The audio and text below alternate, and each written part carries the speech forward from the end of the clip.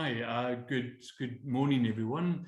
Wonderful to have you all with us this morning for a really important strategic conversation on whistleblowing, and the question is, where have all the businesses gone? So I'm looking forward to a really stimulating conversation on the theme. My name is Brian Robinson. I'm the president of BEN Africa, the Business Ethics Network of Africa, and I'm wearing two hats today. I'm also a lecturer at the Nelson Mandela University's Business School. I lecture business in society as well as international business.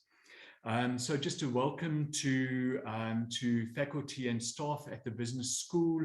I see we've got some of our faculty and colleagues with us, Prof. Poisat, Dr. Fraser, Dr. Hadi, Dr. Bosha. My apologies, I probably missed one or two of you as well. And I see Mrs. Ferreira and Mrs. Van Beek are also with us. Lovely to have your support with us today. And then importantly, we align these strategic conversations to the Business in Society elective, and yeah, just a special welcome to our students in that elective. Stakeholders of the university, I see we've got a large contingent of business people who are joining us, network members of BEN Africa, and all of our guests from Nelson Mandela Bay and beyond. I see that we had registrations from other parts of the country. Javita, she'll probably be joining us shortly from Mozambique. She's also on our networking council. Before we get started, just one or two on the technical issues. If you can please post questions and comments on chat, that will be very much appreciated. And during the discussion, we'll keep an eye out on those comments and questions and maybe address it.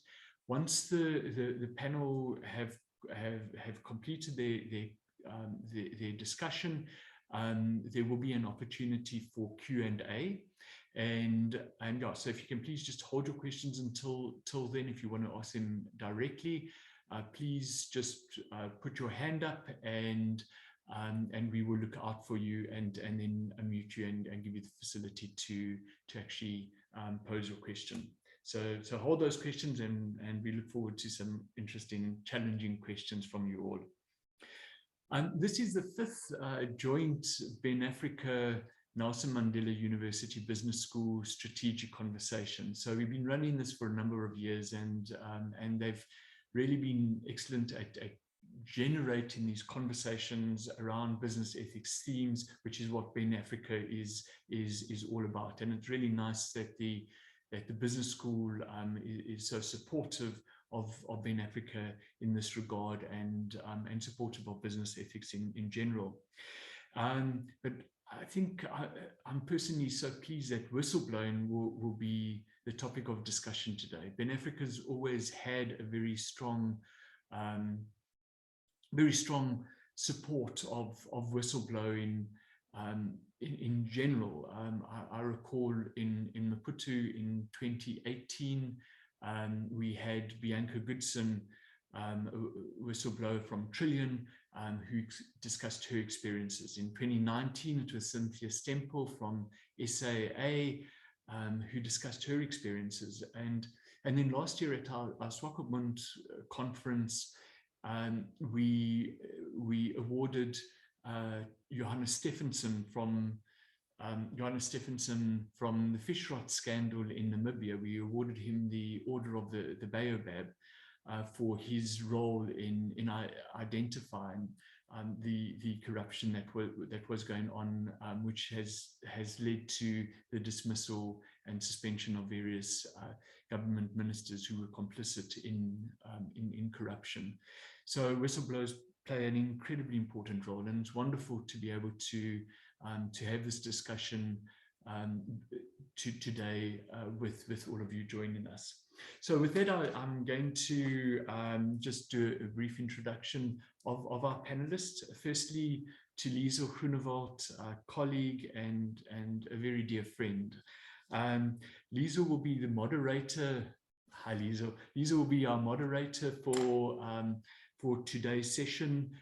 She's an expert in whistleblowing and is incredibly passionate about the theme of whistleblowing and the importance of protecting and supporting our whistleblowers. Liesel is the author of the Whistleblowing Non-Retaliation Toolkit and the Whistleblowing Management Handbook. The link to these books is available on the invitation. They are free to download. They're available on the Ethics Institute website. So please go and have a look at these handbooks. And there are also some fantastic other handbooks that the Ethics Institute has published and that are available for free use on there. Liesel is a senior manager organizational ethics at the Ethics Institute, TEI, co-founding director of the Whistleblowers House, and it's really nice to have this relationship being developed between ourselves, and immediate past president of Ben Africa itself. Liesel holds a master in applied ethics and is completing her PhD in applied ethics and will be graduating later this year, which is fantastic. Liesel has been in the field of organizational ethics since 2004.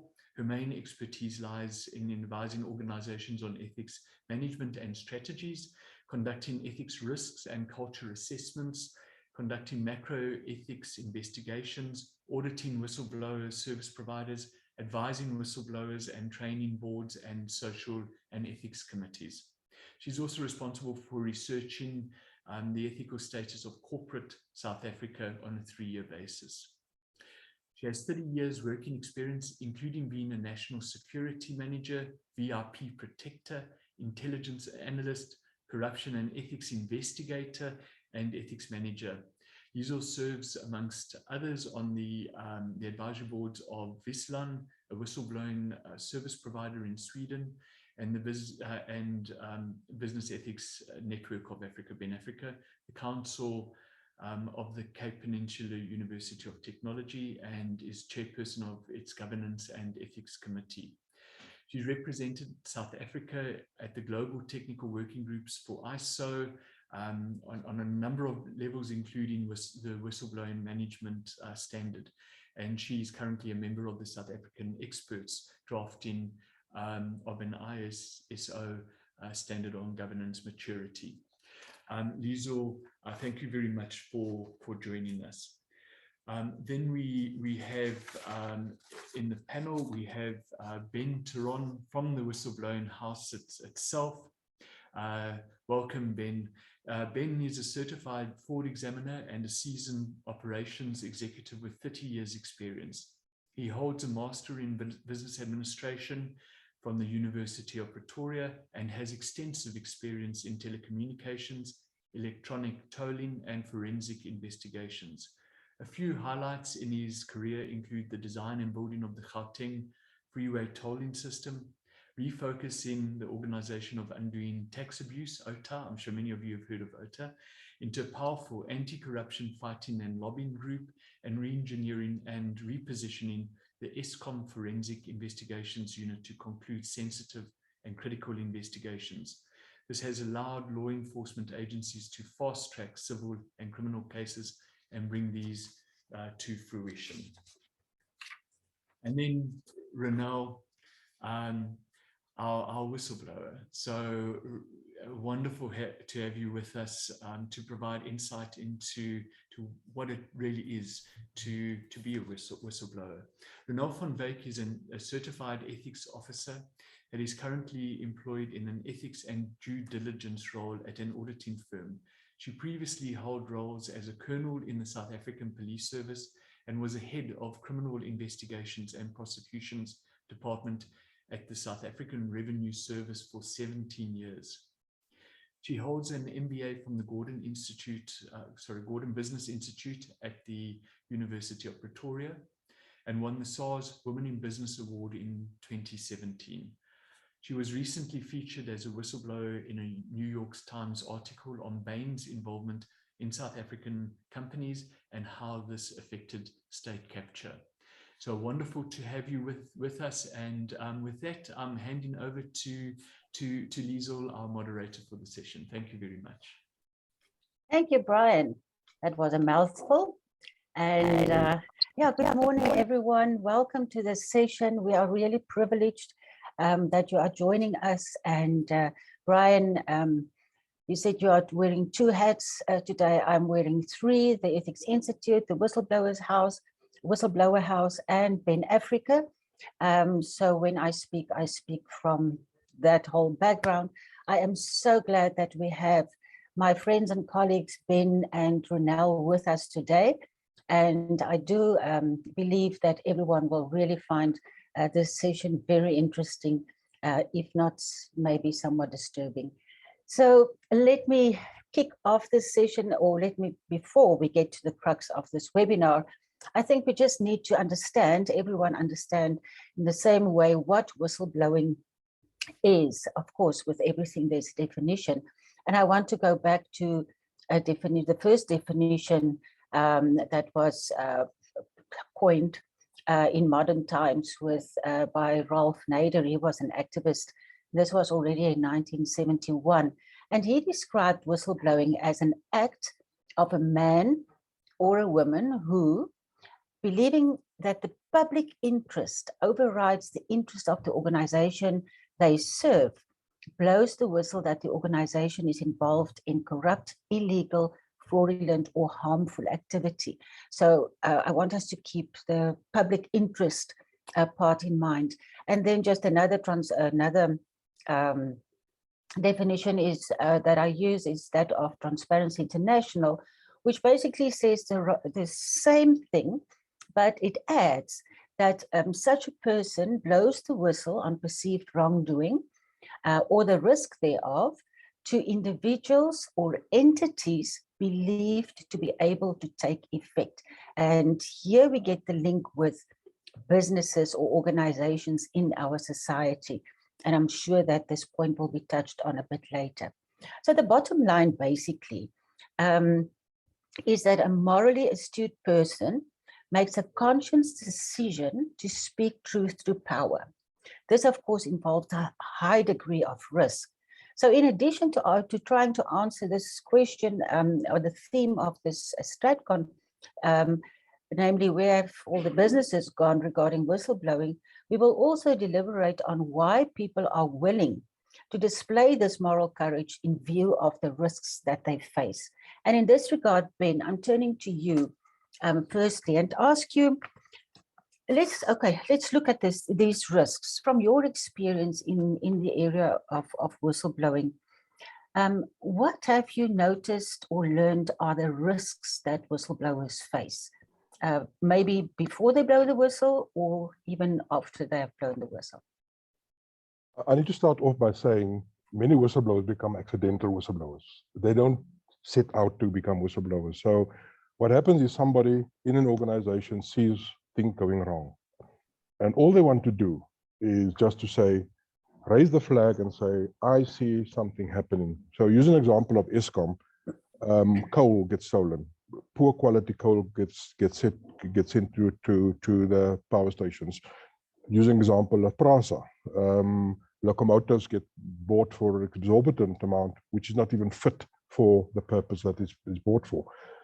So they become accidental whistleblowers, not wanting to get involved. It's just like something's going wrong, lots of money is getting stolen, so I want to raise the flag, and that's what they want to do, and then step away and just do their jobs. But it doesn't work that way, because they're passionate about what they want to do. They want to take care of the society, they take care of their business, and then they blow the whistle. The risk they face is number one, ostracization out of the organization. They get isolated, lonely, they get bullied, and before long it's uncomfortable. Now here in South Africa, finding a job, employment is extremely difficult.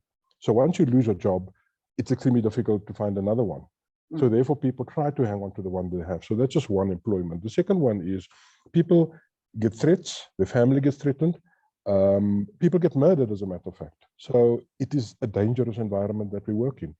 And remember, corruption has permeated the society in South Africa unbelievably.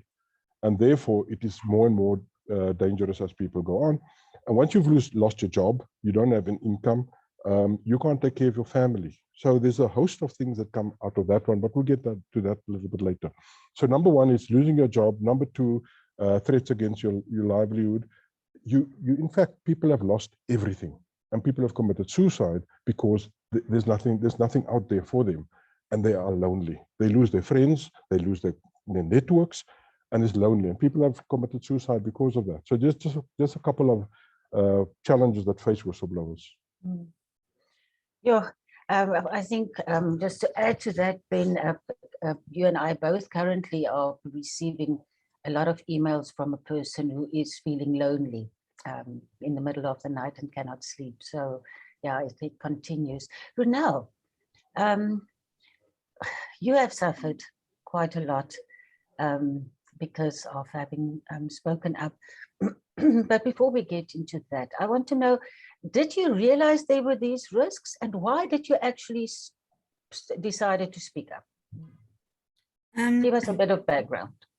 So Liesel, from my side, it's exactly how Ben explained it. It was a fluke accident. It's in my character to see black and white. It's in my character to stand up. I don't think I'm a troublemaker, but I do stand up for what is right. And when I look back on it, I never realized what the consequences would be for doing the right thing. And it didn't just impact me, and it impacted my family. My career it was career suicide. And it may seem like this magnanimous, brave thing to do, to stand up and to blow the whistle, but it is life-changing. It is soul-destroying, career-ending, and it's a very traumatic event. And it doesn't just finish the day when you get fired or marched off the premises or when you resign. It continues to have an impact on your life. But there was something that when I went to SARS in 2001, a word called the higher purpose. And that's something that I live my life that way. I'm a servant of this country. I serve in no matter whether I'm in private sector or I'm in public sector, I'm a servant of this country. And when something goes wrong in government or in any other place in private sector, when I see the wrong, I just can't help but to raise my voice. Sure. And you did. Do you mind telling us briefly what it is that you blew the whistle on? What happened there under Tomoyane? There was a few things that happened. Obviously, there's some of the things that I cannot speak about because of Section 6 of the Tax Administration Act and the secrecy around it. But I basically, I did it on two levels. The first level was an academic approach in terms of the new operating model that they wanted to implement.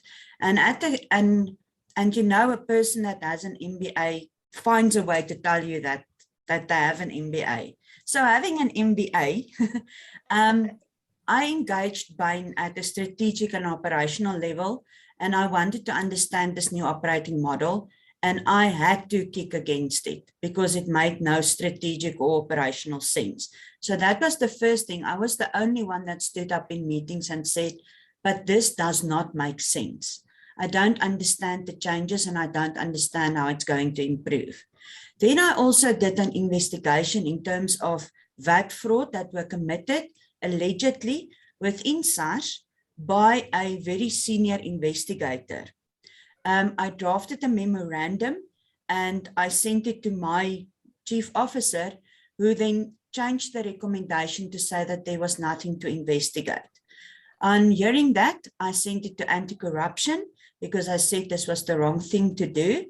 2 days after I sent it to anti-corruption, the guy at anti-corruption was suspended for 2 years, and the first of 7 investigations against me started. So that's just one of the things that I investigated. Sure. And what position again did you hold at SARS when you left, Brunel? So I was the head of criminal investigations and prosecutions. I had approximately 286 people reporting directly and indirectly to me, but I was subsequently demoted in the new operating model to a regional manager. It's the first person with an MBA that I know that has been demoted. Demoted. Yeah. So that speaks to, thank you, Ronel, that speaks exactly to the risks and the authorization and the retaliation that Ben referred to. And we'll get into a little bit later on what you have experienced in that regard.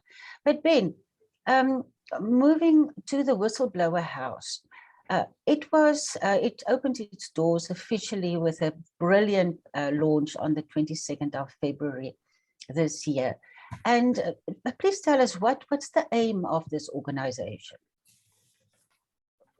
I have to declare that the founding members of the Whistleblower House was Liesel and Bianca, and they registered an organization in July 2021, and I was brought on board in November to get it operational, and that's my expertise, getting things operational, making them work.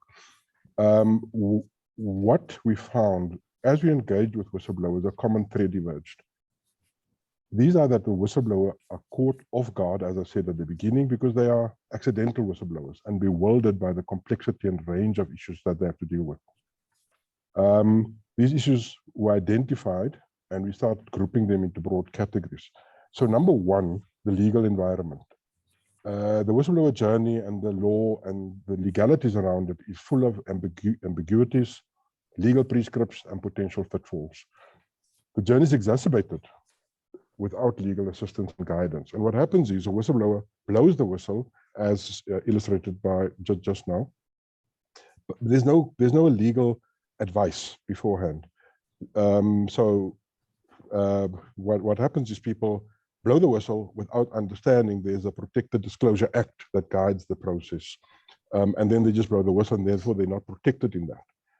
Just to give you some insight into that, the Zondo Commission have now recently come out and said, they in fact say that there's no incentive for the whistleblower to come forward because it is fraught with dangers, it is ambiguous. The whistleblower there's no central point where the whistleblower can come and ask for help.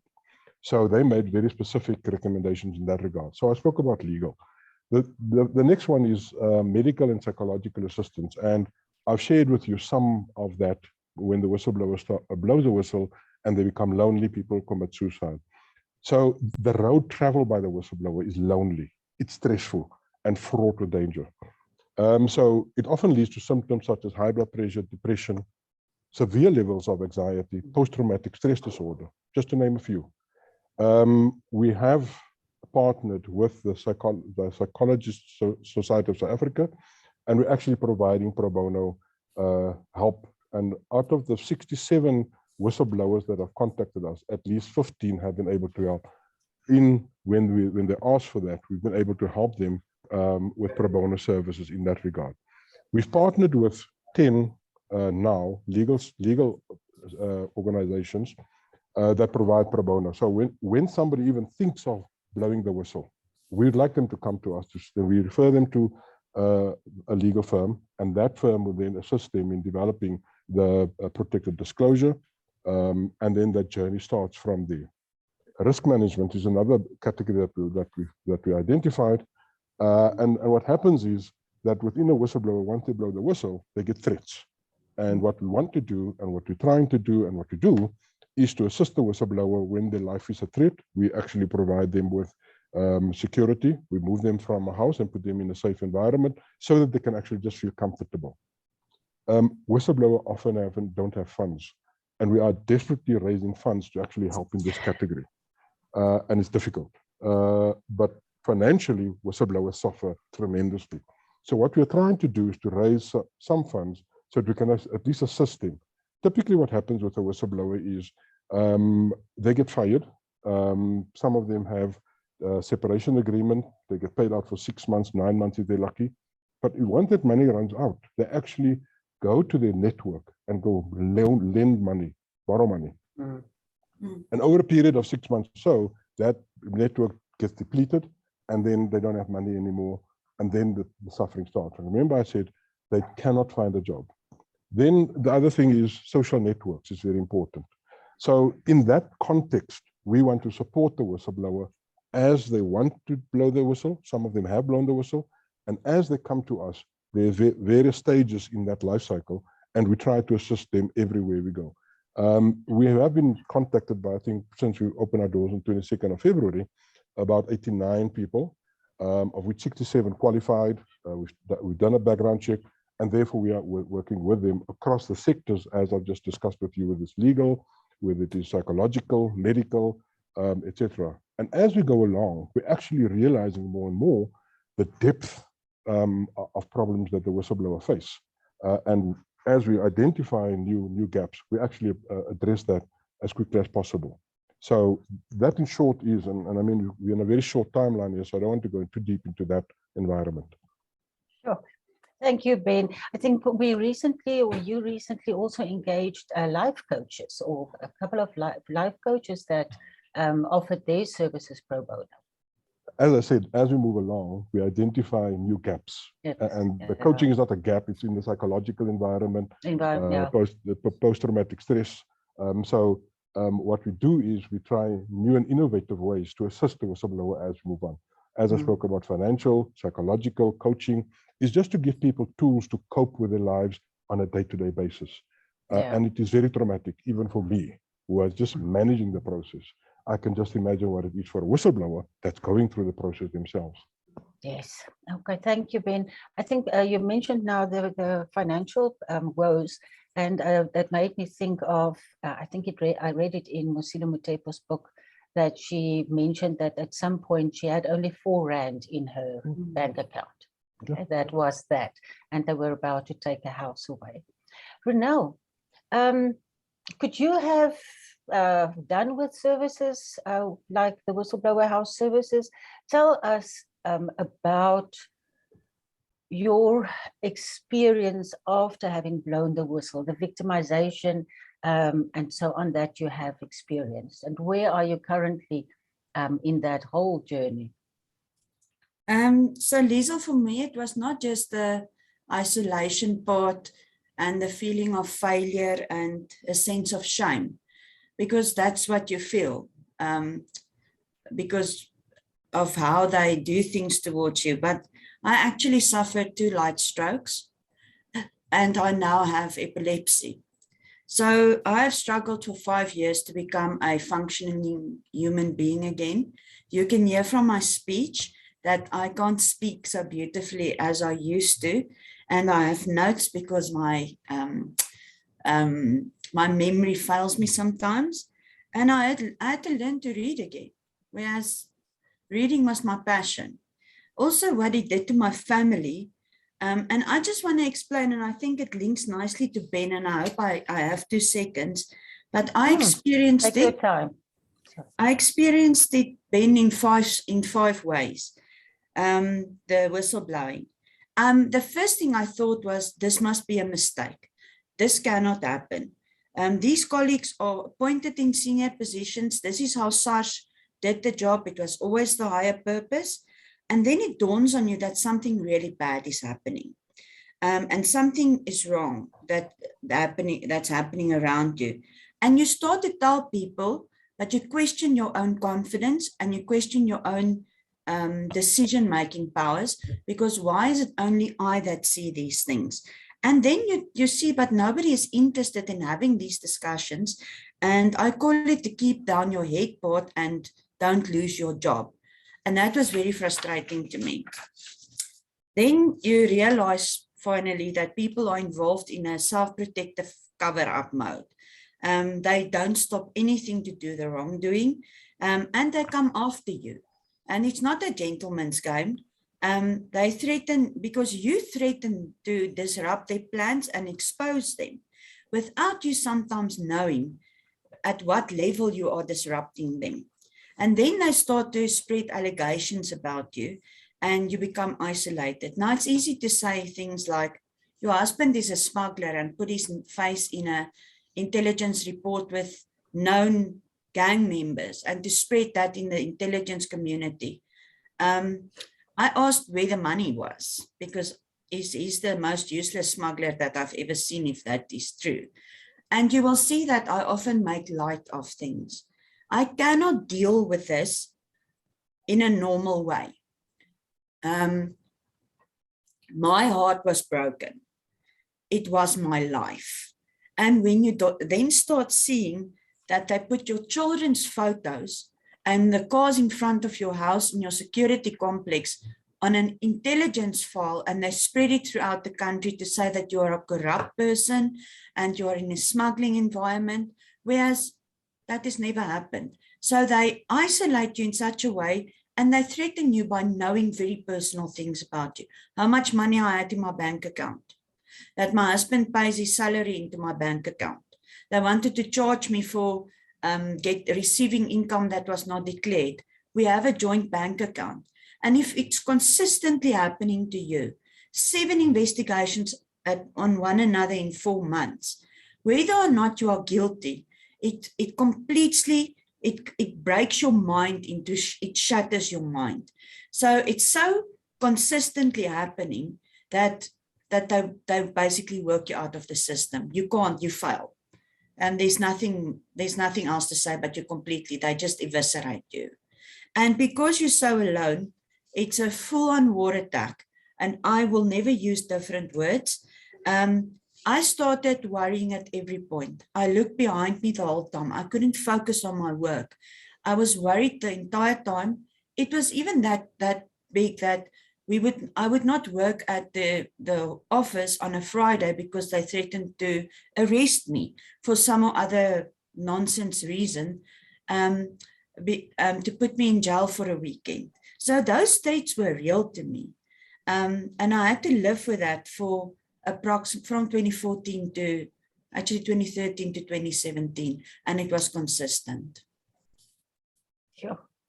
Ronel, yes, and to hear from you, maybe just a declaration. I've known Ronel since about 2002, and yeah, I mean, she is such a strong person.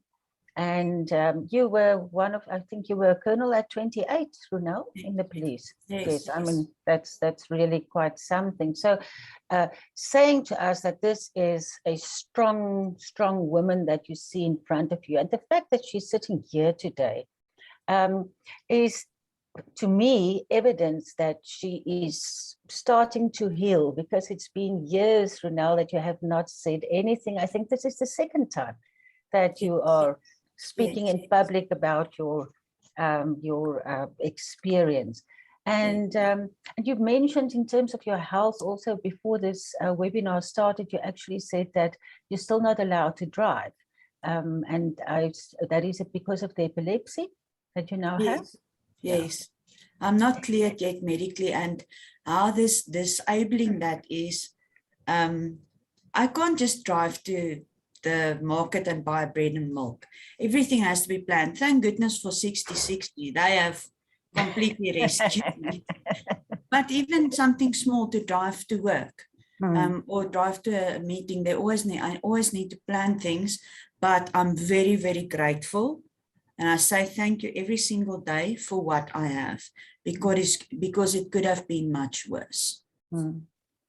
Yes, we know of a couple of people for it was much worse, most recently than Babita Dikaran. Yeah. Ben, tell us a bit about the Protected Disclosures Act. I mean, there is this act, it is rated, okay, not the best in the world, but actually, quite frankly, if you do a study of the Protected Disclosure or similar legislation in the rest of the world, none of it, in my opinion, now let's leave my opinion out of the picture. It says, was Protected Disclosures Act. So is it not supposed to protect people? Why does people like Ronel and the other whistleblowers that we've seen on the screen before the start of the StratCon, why are they not protected by the organizations that they work for through this act? Remember, this has come a long way. 2010, 2011, this started and it's been moving on. And we suspect that part of the process, it stopped somewhere and it wasn't brought to conclusion. So the Protected Disclosure Act provides protection, but it's focused on your employment. But it hasn't been taken to fruition, so it's not a complete cycle of everything else. So when you go back to the Zondo Commission recommendations, they speak about making sure that there is a specific unit set up, and there's talk about a Chapter 9 institution to take care of this, but that's 10 years from today. So the Protected Disclosure Act, in fact, just speaks to the relationship there. But in South Africa, you have fragmented processes all over the place. So you have the law, but the implementation of that law hasn't happened. The protection of whistleblowers are supposed to be taken care of under the law enforcement agencies, that would be MPA, SIU, etc. That's not happening appropriately, etc. So hence where we saw the gap, and remember, we depended on whistleblowers to guide us in saying, these are the gaps that need to go on, that have been identified where people are not getting support. And we try to fill those gaps until such time when the Zondo Commission, and we did this way before the Zondo Commission. It's as if we saw what's coming and we actually built the system for that, which we didn't. It's just that we depended on whistleblowers to guide us. I want to shift so that we can talk a little bit more about the reason for this conference. What happened to business in this environment? Why are they so antagonistic against whistleblowers? And you've got to understand the whistleblower, and then in the environment of employment, of the workplace. A whistleblower works, as Ronella just indicated, in SARS. So she's committed, she's passionate about SARS. So when something goes wrong, she actually wants to fix SARS and fix the problems there so that SARS can become healed again. So when you look at the whistleblower, you'll find almost invariably that the whistleblowers are passionate about what they do. And South Africans are very passionate. So they're passionate about what they do. They have strong moral fiber. They've got an internal locus of control. So therefore they're not scared. They want to stand up, and otherwise you could just go with the wind. And you find people are scared. So therefore when they get a threat, they say, okay, sorry, shut down, go home, do your job. I'm going to work 8 to 5, etc. And they have an immovable ethical standard. So and Afrikaans is hulle sterk, hulle staan so. And they don't move from that. And no matter what happens, they actually want to stand for what's right. So now you lose your job, you're at home, etc. So now you're applying for work. In South Africa, employment is extremely difficult. I mean, we're above 60% unemployment, and then for youth, etc. But when you apply for work, the HR people, the CEOs, etc., are in fact scared of this whistleblower because of what I've just indicated. Passionate, strong-willed, they don't take crap from people, etc. So what happens is, if I have a choice between Ronel, I'm a CEO, if I have a choice between a Ronel, who is a whistleblower, strong, etc., versus just somebody who's just going to come and do the job, chances are they're going to lean that way, because this is a troublemaker. This one speaks about the problems that I have in my organization. And remember, bad press is not good for us. Corruption permeates society today and organizations. So more often than not, it's the senior people that's involved in the corruption. So when I appoint somebody into the organization, I am scared that I will be exposed myself. So I can't get away with stuff that I've been getting away in the past. So it's a combination of those factors that actually makes it difficult for whistleblowers to find employment. And that flag should be a flag of pride for South Africa. But no, it's a flag of shame. And that we should change very quickly. And that is, this conference, this webinar is about what happened to business in this environment. And we need to talk about that, because CEOs need to set the tone. The board need to set the tone that says, these people are absolutely critical for organizations to make sure that we have the right moral fiber inside there. We will stand up for what's right, and we will protect our whistleblowers and celebrate them, as a matter of fact. Thank you, Ben. Yes, we, like I said, the businesses have really been absent, and and let's just talk about organizations in general, because we have Ronel who was in the public sector. But Ronel, Okay, so other than the governing body or the board and CEOs must take a stand, as Ben has said, what should happen in businesses or organizations to make it easy for people to stand up, to blow the whistle, and not be ostracized and victimized? Well, Liesl, I think the first part is having these discussions, especially at business schools. Raise the bar in terms of ethics and how effective an ethical culture can make an organization, that it's not just a tick box.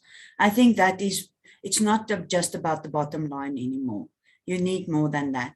So I would start at that level, but then just, and this may sound very simple, somebody has to do it. And the more people we can find that will blow the whistle, I think the more organizations will start to realize that there's a change in culture and a change in approach. What is difficult is the training or the leadership, at what level the corruption or the wrongdoing happens. Because the higher up, the more difficult it is to blow the whistle and not get into trouble. But I completely agree with Ben in terms of the how you are seen as a secondary human, basically.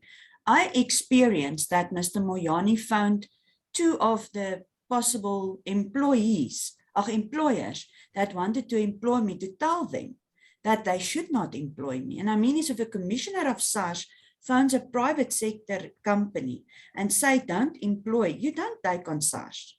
I mean, there's no way that I would do that. So I think it's a combination of things. And I think it's an ethical change that we are incompliant, we are a non-compliant society.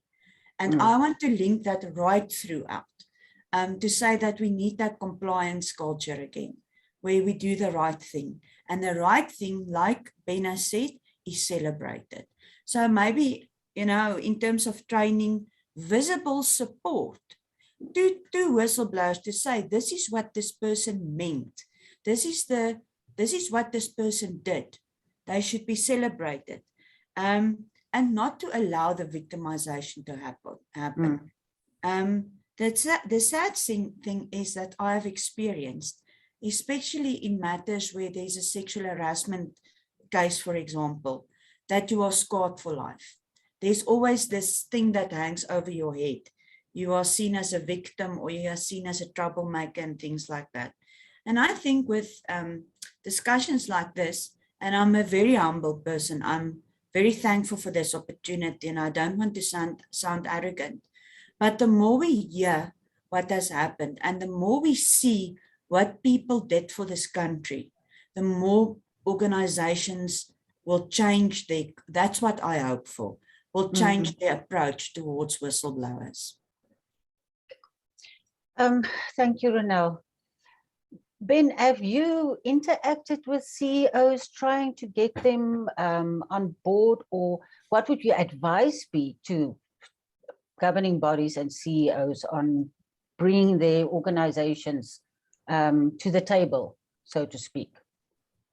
Let me share you the challenge that we have at the moment. We have very little funds. So between myself and Cynthia Stimple, who is a whistleblower, we are driving the whistleblower house in our free time. So we're actually doing it full time, but we are doing it for the love of the cause. And we've got very little money. At the moment, we've got 14,000 Rand in the bank account since we opened. So anybody here who's got money available, go on the website, please donate. So we've been very busy helping whistleblowers. And we don't have this large group of people that support us inside the organization. That you do marketing, you do communication, etc. So myself and Cynthia drive this process absolutely between the two of us. We have reached out to BUSA. We are in conversations with them. And now BUSA is the mother body of business in South Africa, including BLSA, the banks, other organizations. So the mother bodies of the banks belong to BUSA. The mother body, so we're talking to BUSA. And we've had 2 or 3 meetings to date. and we will intensify those meetings. And we're sharing very clearly with them. There's a responsibility of organizations in South Africa to support whistleblowers. There is a responsibility. It's not something you're doing out of your goodness of your heart, because the whistleblowers are the people that will save this organization. It will save this country. And more as we move forward now, after the release of the Zondo Commission report, I'm expecting whistleblowers to come forward like crazy. The problem is they are scared, they are not protected, and we need to build that network so that they are protected. They cannot be touched. And if you touch them, we will come after you. That is kind of the power that we want to build into this thing. Because to me, without whistleblowers, we would not be where we are today with the Zondo Commission and the corruption that we need to fight. It is unbelievable how, I keep on using the word permeate, but it's unbelievable how just, and let me just use a simple example. By purely paying somebody a cook at the traffic stop, that's corruption. And that's how far it permeated the bottom.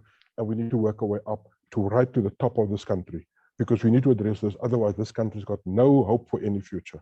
And we owe people like Ronel, like Cynthia, like Ethel, an absolute huge debt of gratitude. Thank you.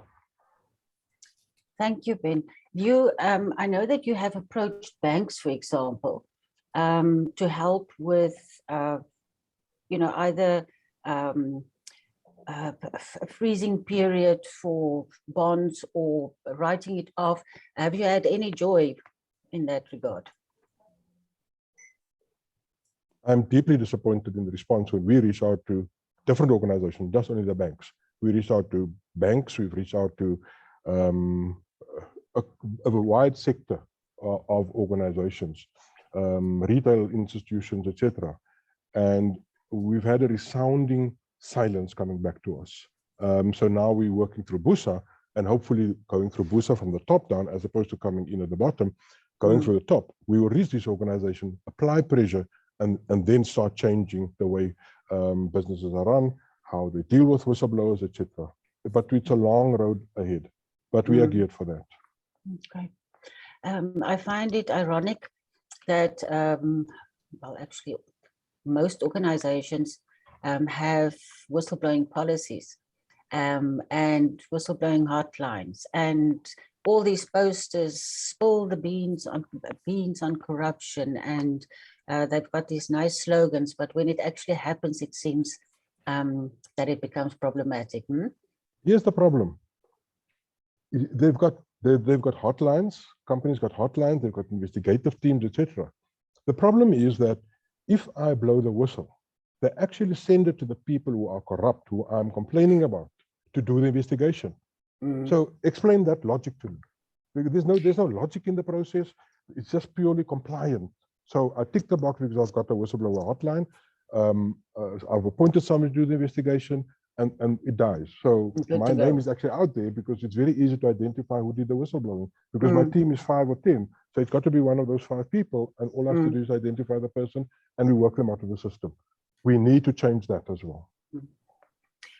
There's some organizations that are really trying hard, from my experience, by having proper whistleblowing management systems in place so that the reports go to the right people.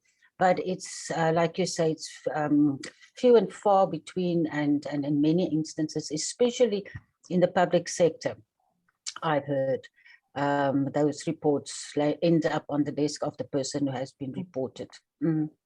I just wanted to say something. The examples that I've used in terms of whistleblowing and the fact that Ronel is here may create the impression that the corruption is only within the public sector. It is not. It permeates throughout South Africa. We've had whistleblowers coming from small panel beaters, from schools. Just to give you some examples, panel beaters, schools. So it's not only the big government departments at the school level. In private sector, we've had a number of them.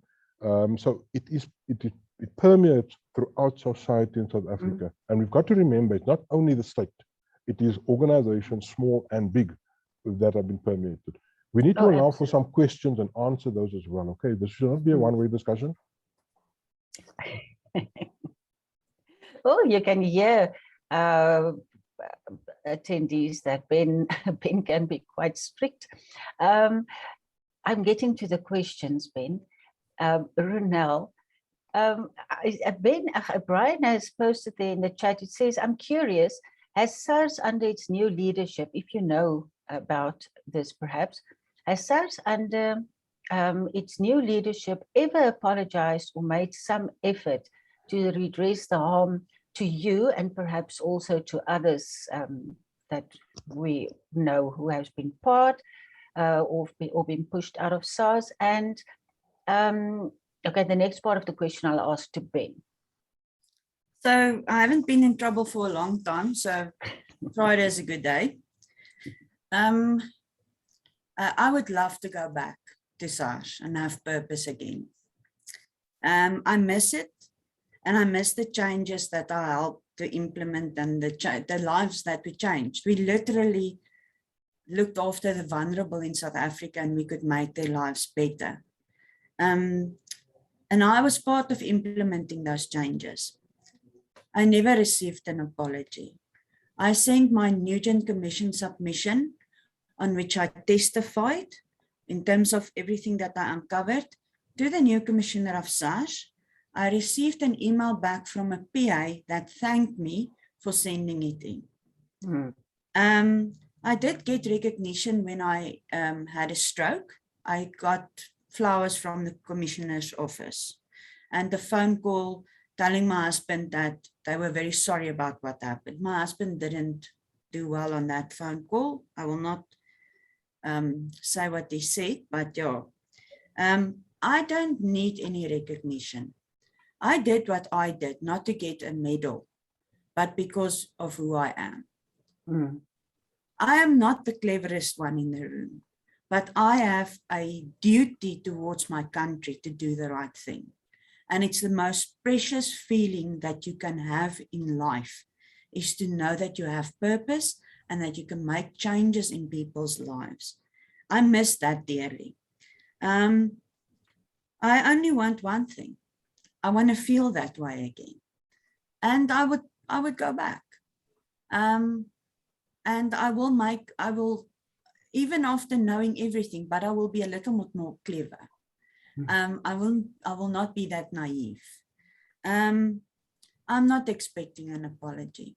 I didn't take on SARS. You can't take on that monster in terms of labor law and things like that.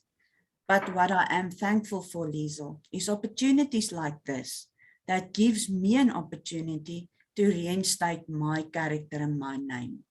Because there's a lot of stories going around when you are escorted from a premises under a shadow of allegations. And this is a place where I can restore my name.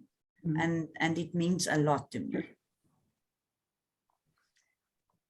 Thank you, Ronel. Okay, Ben, the next part of Brian's question is about, have there been examples of businesses sort of apologizing for past whistleblowers? Do you know any in your experience? No, and what I'm going to say now is going to sound like I'm making excuses for the business. I'm not. Businesses are very scared about their public image, and SARS is one of them. When they absolutely acknowledge that, and by the way, SARS have acknowledged, I mean, government has acknowledged that things went wrong in SARS. But when the commissioner stands up and say, and name people and say, the Bible was talk about, I sinned against Ronel. We've done wrong against Ronel, against Johan, against Ivan, etc. It puts a culpability on them. And that immediately has legal complications, etc. So it's very difficult for organizers to do that. But they can do other things. I mean, they can in fact contact Ronel directly and say, we made a mistake. Sorry, we need you. And SARS have acknowledged they need new people. They need people, not new people. They need people to come in and help rebuild. Now, what better people are there than the people that were there when things were going well, and when they went wrong, they stopped it. Those people I would welcome immediately because they know the culture, they know what needs to happen, and they are the people that I would have brought in. But to answer your question directly, no, it is few and very far between. I think, yeah, and then added to that, or that made me now think about the CEOs again. why don't they call whistleblowers? I know there's one person, and unfortunately I've forgotten his name, he's not CEO at MTN, that contacted Masilu at some point in time and created a job for her. What's your question? What's your question? Let me share with you. If the CEO have a decent backbone, they understand what is required within the organization, and everybody speaks about an ethical organization. We believe in these pillars, and and we can sing about that stuff. But when the tire hits the road, the CEO steps back. And what we need is a CEO to step forward and say, these people are the people of high caliber. And I've given you some characteristics of whistleblower. We need those kind of people inside the organization. Can you imagine Ronelle working for an organization and she blows a whistle, and the CEO stands up and says, we need more Ronelles in this organization because she stands up for the values of this organization. She's protecting the assets, the people, and the name of the organization. So therefore we need more, and you celebrate and you put that in your internal newspaper. I need to calm down because otherwise people think, put that in the newspaper and celebrate. So what happens is, if the CEO puts the tone out there that says, we celebrate people that are of high moral character, we celebrate people that stand up for what's right inside the organization, the culture ought to change very quickly. People will come forward with things that are wrong, and you can start fixing the organization. You stop the rot in the organization, you stop the outflowing of money, and those people are valuable for you. But it doesn't work that way, because it's as if there's a disconnect between what the whistleblower is trying to bring to your attention, because when there is one leak, I can guarantee you there are 50 leaks taking place somewhere else. So you've got to take a systemic look at it and say, where are these leakages? And if you do it quickly enough, you actually stop the big leaks, because it does not take a lot to have that small hole to start becoming a flood. And that's why the SOEs are where they are, because when it started, nobody stopped it. So then it just went out like that. Liesl, if I may just add to that, I'm one of the success stories where may I name my company? Am I allowed to, or rather not? Yes. No, please do. So I was called by SNG Grant Thornton, and a position was created for me. Wow. And they wanted me, and that also meant a lot to me, which when I say I want to go back to SARS, I feel like a bit of a traitor, because they've done so much, they've put in so much effort to make me feel welcome, to give me things that give me purpose again, to make me part of the culture, to implement ethical cultures. I feel comfortable in my organization. I have a home again. And for that, I will forever be thankful for SNG Grant Thornton to have made that very hard decision to say, we will employ this whistleblower. So I'm very proud of my company. Absolutely. Two comments. So one is, when we talk about creating a job for somebody, it's not put him in the office, put him in the office and pay him a salary so that I can hang the flag that says, I employed a whistleblower. It'll be a meaningful job. I can guarantee you, I don't know Ronelle too well, but if Grant Thornton tomorrow had to do something wrong, she's not going to be too loyal to say, Grant Thornton, you are doing the wrong thing. And that is the right thing to do. If I make sense in what I just said there? Absolutely. Yeah. There's a question about, Ruby Ann asked, do you provide capacity building for organizations regarding whistleblowing and the relevant legislative framework? Lisa, answer that question. I was just going to say I should answer that one. Ruby Ann, at the Ethics Institute, we indeed do. It's part of our mission is basically building an ethical society, but then of course businesses is part of society, and the people from society works in business. So there's, if you work on the organizations and the creation of ethical organizational cultures, one can contribute to building an ethical society. So part of establishing an ethical organizational culture is having what we call reactive ethics interventions, and that would be your whistleblowing mechanism. So I have written a little handbook on whistleblowing management systems in the organizations. As Brian has said, it is free for download. So we do advise in that regard, and also audit it and so on.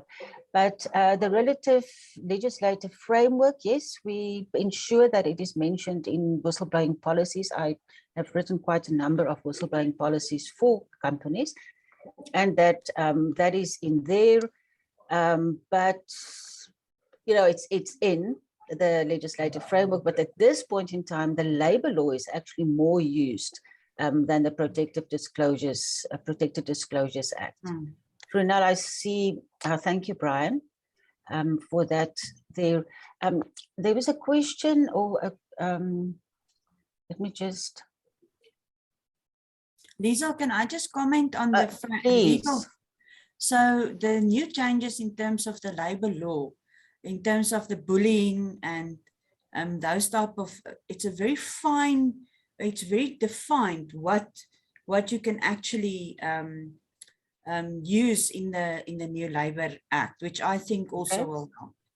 I think those are immensely good changes. Okay, can you enlighten us a bit? I'm not au fait with that, Brunel. I've read the legislation once. So it's in terms of the new Amendment Act. It's in terms of not allowing people to bully you at the office. So I think that will relate more to the victimization. And it goes down to the way that you feel when people look at you. It physically says those words in the new Amendment Act. So I think there's a lot of new things in the Labour Act that can be used to stop the victimization in terms of whistleblowing. I don't have the physical details of it, Liesel. As I say, I've read it once, but I was quite impressed with some of the changes that has been made. It's very focused on specifically victimization and bullying. That's excellent news to hear. I'm just curious, how do you prove? I'm here. In the dark. I'm coming through. It will happen soon. Okay, load shedding in Big Bay, Cape Town. Something will happen now, but here I am. How do you prove something like the way people looked at me, or how do you prove bullying? Sexual harassment is I think somewhat easier to prove, but what should people do if they are being bullied or intimidated?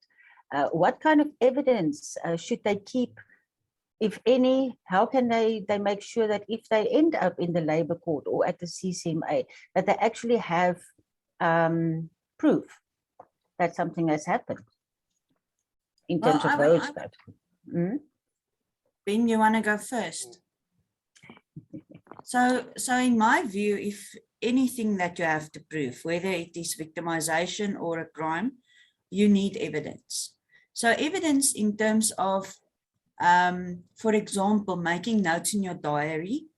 It is even, I now remember, it is even stated in the new legislation that the words that you use and the tone of voice that you use towards people can be taken up as being bullying. So in meetings, to note that, to say, I take offense to this, I take umbrage, and I want it noted that this is how I was being dealt with. Minutes of meetings I would use.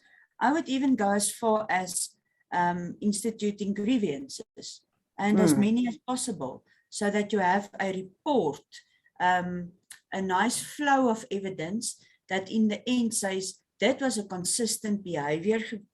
It was the consistent behavior that I had to deal with. And I would pull in people to say, I need help.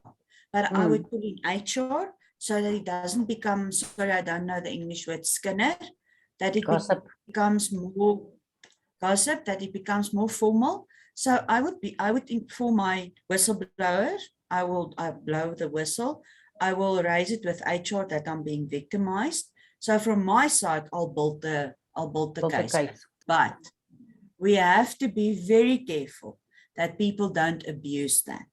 Because if they abuse it, then that it loses its credibility completely. Very true. So the moment I don't get a good performance evaluation, I take the organization or the person to court because I feel that I have been intimidated or harassed or whatever. Ben, there's an interesting question for you from Lance that says the whistleblower house appears to be a good support mechanism in the protection and support arena. What do you think about this suggestion, Ben? Perhaps a different funding model is needed. For example, government to provide a subsidy from its contingency budget. The difficulty we have with government is that government does not support NGOs other than the Department of Social Development. And that's our own new webinar right there, how they support, etc. So it is difficult to get funding. We are an NGO, and by the very nature of the work that we do, we will be a thorn in government as we move forward. So I don't think government will support us, and we are pursuing a variety of funding mechanisms. But we believe that a couple of thousand, 100 rands will help, first of all. Secondly, we expect big business to support us dramatically because we are not doing this against them. We're actually doing it for them because their future and South Africa's future depends on how we handle whistleblowers in South Africa. So we've got to make it comfortable for whistleblowers to be able to come forward and raise the flag so that we can actually identify wrongdoing and fix it. And I think there might be some benefit to staying sort of independent, if I can put it in that way, and not become, I mean, we know that there are voices, and like Chief Justice Zondo has also said, a Section 9 organization, and we know that in some parts of the world, I'm now thinking of Germany and more specifically the Netherlands, they have organizations that provide support to whistleblowers, but those organizations are part of the government, sort of an entity, part of the government. And we've seen with the one in the Netherlands that it has been recently, there have been some rumors or allegations rather about some corruption in their own area, you know, so it just doesn't end. There's another, Ruby Ann says, in terms of, Ronel, what you've spoken about, the harassment and those kind of wrongdoings, there's a code of good practice on the prevention and elimination of harassment in the workplace. And that was published now in March 2022. And she says that that is why the organizational policy should make provision for malicious complaints. Now, in the Protected Disclosures Act actually makes malicious reporting a criminal offense. And what is up to 150,000 Rand fine and or 2 years in prison. And I would think that this should be made very clear in organizations, and not just here and there in a last sentence in the whistleblowing policy, but people should know that this is the case. Ben, at the whistleblower house, you said it's 80, how many people have 80? 87 have 87 to date. Contacted us. Yeah. So sorry, but now how do you make sure that those are bona fide whistleblowers and not just someone who now feels they need psychological help for free? At the risk of talking,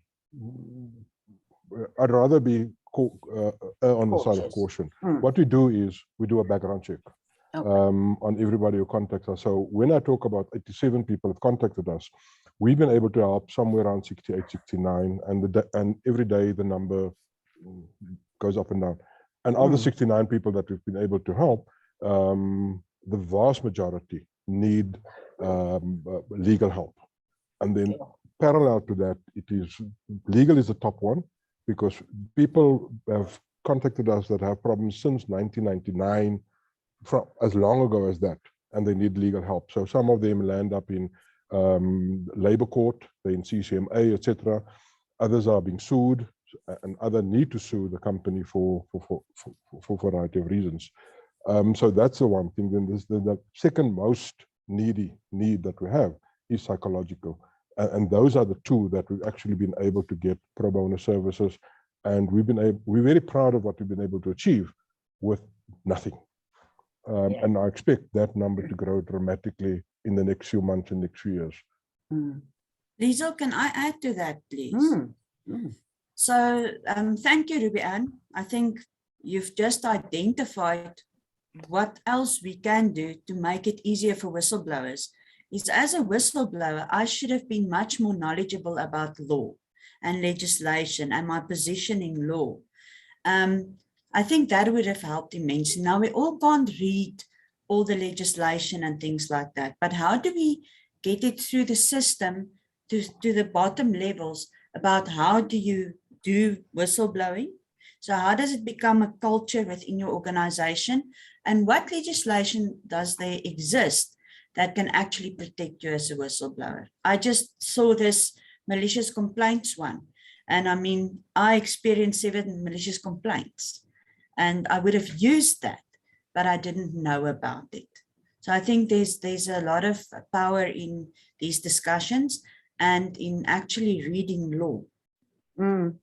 Yes, Ben? The moment we have enough funds, one of the first things we need to do, other than supporting the whistleblowers, is in fact to empower the whistleblower with in simple language, I'll call it an idiot's guide to whistleblowing, covering before you whistleblow, what do you need to know, which laws apply, and then a simple idiot explanation of what that means. Because when you say Section 2 or Section 5 of this Act, etc., it doesn't mean anything. So you need a layman's equivalent of saying, you need to be able to, and something as simple as, let me share something with you. When an employee wants to blow the whistle and they start investigating the person, that employee don't necessarily understand how deep and how intrusive that investigation can be. And one of the things that people don't realize is when I work for an organization, they supply me with tools. They supply me with a cell phone, they supply me with a laptop, and then some other stuff as well. And the moment I blow the whistle, those tools get confiscated. So now I've blown the whistle using the tool. So now they do an image of that and they do the research and they investigate and analyze your tools. Your whole life is laid bare right there because it's their tool. So they're entitled to take it back and do investigation and to do analysis on those things. And whistleblowers need to be aware that before you start the journey, the question is, did you get the information legally? Are you entitled to have it, etc.? Those are questions you need to ask, because if I share information that I'm not entitled to have in the first place, right there I can be fired. So there's some stuff there that need to be addressed as well. It's very important. And but what we do need to understand with whistleblowers, I don't understand that one always. Some companies say that if you want to blow the whistle, you must have evidence. Is that correct? Do you have to have evidence? Ben, I see you smiling. No, you could have a suspicion, and then there's investigation that need to take place over there. But you need to be clear that the suspicion and where you point to the investigation to, because people are going to interview you. If you're willing to come forward, they're going to interview you. So you've got to say, I suspect that Ronald is doing something wrong. I suspect Liesel something wrong, but you need to be more specific. So otherwise it's just rumors and stuff. So you need to be able to say Liesel in this particular area has given a contract without. So now the organization can go and can go do some homework and research and investigation on, and the PPE processes that have just come through the last 2 years is a beautiful example of that. Somebody gives a quote on a Monday or on a Sunday, and on a Monday they get a contract. There is no chance in hell that a process could have been followed to get that thing. No. It's as simple as that. Ruby Ann, you're welcome to open your camera. Okay, Ask thank your you. question. Yeah, thank you. Hi. I actually got to hear about this via our business school. That's why I'm very interested in this. I'm in the transformation office, so I do get individuals also coming to my office, you know, to talk about this type of thing. So I really appreciate you sharing, you know, these. I was just saying these nuggets are so important, you know, just in terms of like the evidence that you were talking about now. You know, there's been interviews. There was one specific person who had observed lack of controls, you know, and theft that was happening, and has gone to several offices, including my own, and I sort of guided that person, but yet again was asked about evidence, you know, specific instances, you know, and it's ongoing. It's still ongoing. There was an ombud, and the ombud report goes somewhere, and it sort of disappears into the ether.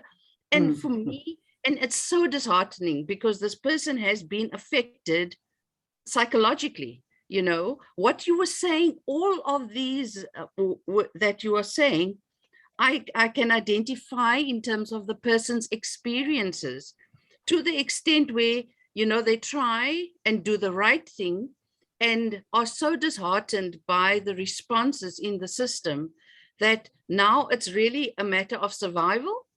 You know, it's keeping your head down and really just surviving and earning a living. That is where this individual is at, you know, and so I really thank you for raising these, and it's real life experiences. It's to some extent, Ronald, as you said, it could be life and death experiences, you know, and so I think that this type of webinar is so important in our country. You know, it's as you said, Ben, throughout society, small businesses to huge corporations, it's happening in those spaces. And if individuals just know how to conduct it, how to safeguard themselves, and also get the proper support, you know, and usually it's too expensive. Going to CCMA, you know, there isn't really, like, the unions doesn't step forward, and so they have to basically do this on their own.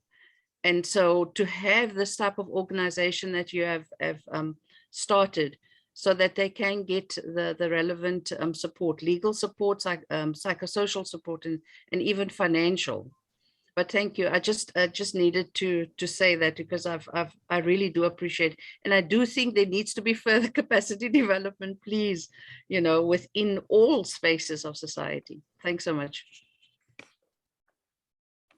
Thank you, Ruby. And Brian, do you think that the Nelson Mandela University Business School will give us some funds at the Whistleblower House? Good try. Oh, thank you. I certainly think that you know, that this conversation can go further, and that we really do promote the organization as much as we can, and just promote information around whistleblowing wherever we are able to. Yeah. Ronel, before Ben, there's a question there from Brian that I want you to answer in the chat. But Ronel, Ruby Ann referred to the individual and, you know, just now keeping their head down. What would you add for your advice? What message can Ruby Ann take to that individual? I'm gonna answer it in this way. It depends. I think first and foremost, you need to look after yourself and your family, and maybe that's something that I did wrong. I prioritized them second.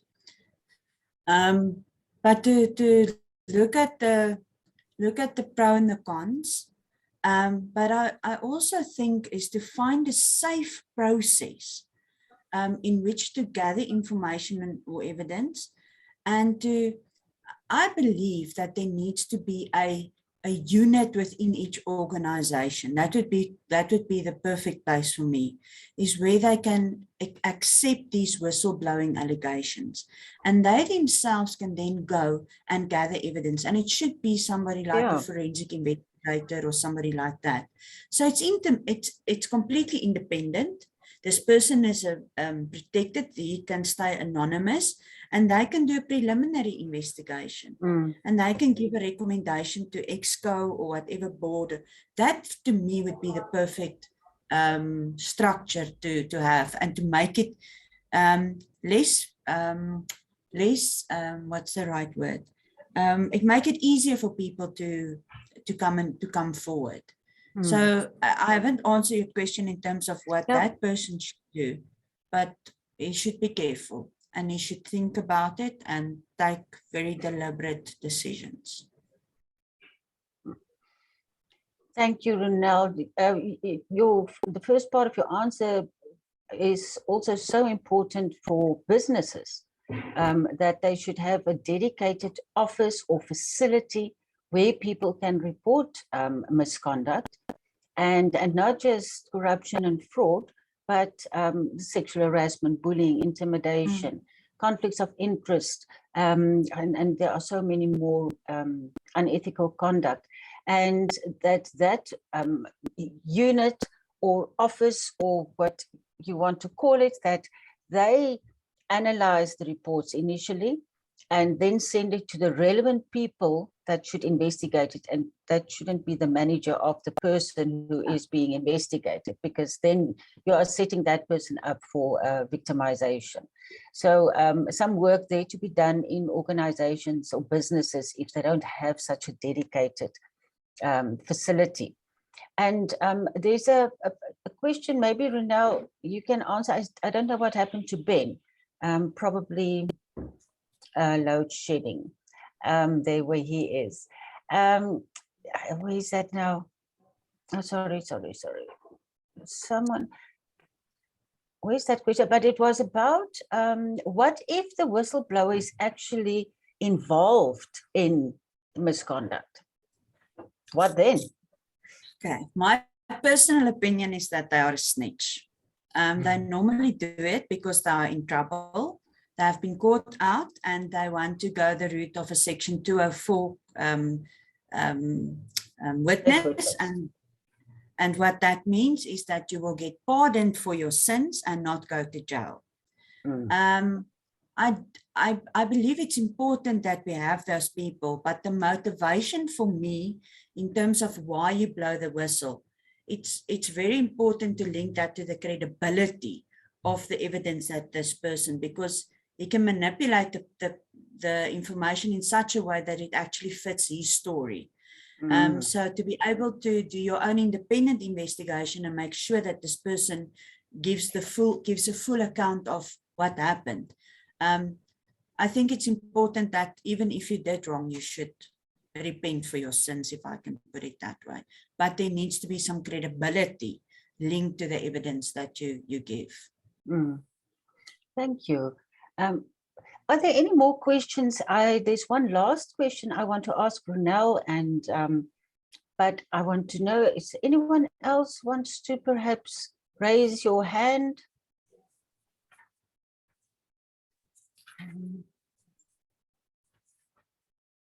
Okay, so Ronel, then my last question to you is, having gone through all of this that you have gone through for since 2014, would you do it again? Yes, absolutely. But I would do it differently. I've learned a lot through the last 5 years. First of all, I would have prioritized my family first. So I would have been very deliberate and very careful in how I approached the whole thing about whistleblowing. I think I was naive in terms of who I blew the whistle towards. I believed that the commissioner would listen to me, or anti-corruption unit would be safe enough to do that. So I would be much more guarded. But Liesel, somebody has to stand up and do the right thing. And in my heart, it's not that I'm a hero or anything like that. In my heart, I know that I'm that type of person that cannot be involved or even see that there's wrong going on around me, and just leave it. I believe that you have to stand or to speak up. So I would use the legislation that was available, because I was not that educated in terms of public of the Whistleblowers Act and things like that. That I would stretch it out for more. I would make it easier for myself. So I've learned a lot, and I would have been kinder to myself. I would not have said to myself that you're a failure, or you know, that it's shameful what you got. I would have been more proud of myself. So I would have been kinder to myself. And I would have continued the fight and maybe gotten some support. Force people to go along with me and to say, you can't just sit back, and because I believe there's power in numbers. So maybe I could have, you know, pulled people with me, inspired them, motivated them to join the cause, to blow the whistle and to say, no, this is enough. So yes, I would do it again. Yeah. Ronel, you have showed me it's a letter that your child wrote to Judge Nugent. Do you have it there close to you? Yeah, I have it in my hand. Oh, okay. It is in Afrikaans, but I'm sure you can translate it one way or the other while reading it. Okay, so just to see the letter and to see how it's written, I always have it with me, because this is why I continue what I do. So Michaela writes, Dear Judge, I write this letter from a house that is learning how to herstel, Liesel, to fix itself, basically. Yes. Thank you, Thelma. Recover. Thank you, recover. We have seen how for more than 3 years, people abused my mother, and with that, our house as well. It tore the house apart, and my mother is not fighting with us so much anymore, and she's not fighting with herself anymore. But that's got nothing to do, or it's got nothing to do with Sash. They put her space, her head in a sad space, and she thought less of herself. And I hated it to see my mom like that. But things are going better. She's happily finally again. Thank you, Ronel. A pleasure. Okay, I see there's comments. Ronel, I salute you, and I am very sure that everyone around here salutes you as well. We need people like you. We need people to not just sit back and see everything happening around, but take things, take the bull by the horns and do something. So thank you so much for your time today, and more so, thank you for what you have done, really, and also a huge thank you from us to your husband and your children. Thank you, Lisa. And then, okay, I will convey our thanks to Ben at a later stage, but we wish the Whistleblower House just the very best. And in his absence, I want to thank Ben also for his valuable contribution. Brian, over to you. Thank you so much, Liesel, Ronel, and Ben, and yeah, thank you for conveying our gratitude to Ben as well, Liesel. And yeah, it's just been such an incredible journey this morning, very personal, very powerful, lovely insights, and I think some really good practical guidance for potential whistleblowers who may be in the situation such as Renelle found herself. And if we've helped one person today with just a bit of insight on what to do and how to do it properly to help them through this difficult situation, then I think we've accomplished a lot this morning. So thank you very much. And I'd like to bring it home a bit. Some of you may have read this book by Crispin Olver, How to Save a City. Steal a That was city. for Nelson Mandela Bay. And I just want to share, if I can find the right spot now. Crispin speaks about the value of whistleblowers in their investigation and the efforts to transform the city, which was going through a very difficult time, and there was a huge amount of corruption and mismanagement. As our investigation picked up pace and it became clear to officials and outsiders alike that we were serious about putting the Metro administration back on its feet, whistleblowers began to feed us information and intelligence. In the beginning, 1 or 2 people a week would come forward with allegations. We took each case seriously, listened to the complainant, and if justified, we took statements. After a month, the trickle of whistleblowers turned into a torrent, and we struggled to keep up. There were some real gems that substantially boosted our cases. And then a bit further on, he goes on, he says, while the sheer scale of wrongdoing was disturbing, the flood of whistleblowers also demonstrated that plenty of municipal employees were fed up with the looting, which was encouraging. The difficulty, however, was that most whistleblowers wanted to remain anonymous.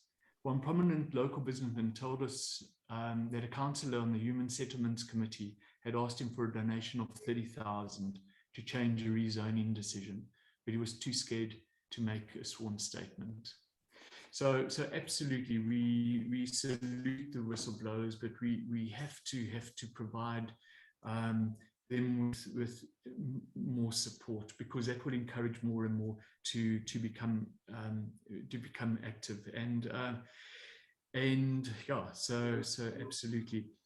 Just a final comment.